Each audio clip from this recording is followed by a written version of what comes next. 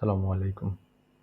আজকের এই ভিডিওতে আমরা দেখব পুরাতন ছাত্রছাত্রীদেরকে নতুন ক্লাসে কিভাবে প্রমোশন দেওয়া হয়। এই জন্য আমাদের স্টুডেন্ট মডিউলের রিএডমিশন মেনুতে যেতে হবে।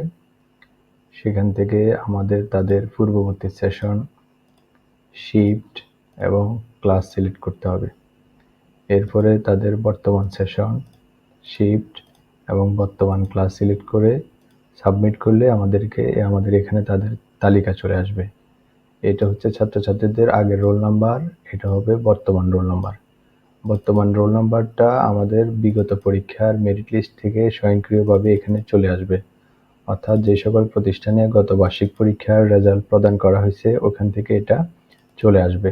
এবং আসুক অথবা না আসুক, আপনি চাইলে এখান থেকে আসলে তো এটা অপরিবর্তিতভাবে রেখে দিতে পারবেন, চাইলে এডিটও করতে পারবেন। অর্থাৎ এভাবে 1, 2, 3 আপনি চাইলে আপনার মতো করে রোল নাম্বার চেঞ্জ করে তাদেরকে প্রমোশন দিতে পারবেন এবং চাইলে আগের মেরিট লিস্টে যেভাবে আছে সেভাবে রেখেও সেভ বাটনে ক্লিক করলে সবগুলা পরবর্তী ক্লাসে প্রমোশন পেয়ে যাবে।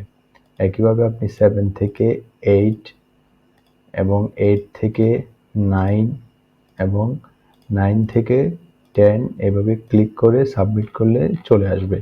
9-10-এ আমাদের গ্রুপ সিলেক্টের একটা বিষয় আছে, সেটা গ্রুপটাকে সিলেক্ট করে দিতে হবে। এইভাবে করে প্রত্যেকটা ক্লাসকে আপনি একবার করে প্রমোশন করে দিলে সবাই নতুন সেশনে আপ টু ডেট হয়ে যাবে এবং পরবর্তীতে আমরা তাদের অ্যাডমিট কার্ড এবং সিট প্ল্যান প্রদান করতে পারবো এবং মার্ক এন্ট্রিও শুরু করতে পারবো। ধন্যবাদ সবাইকে।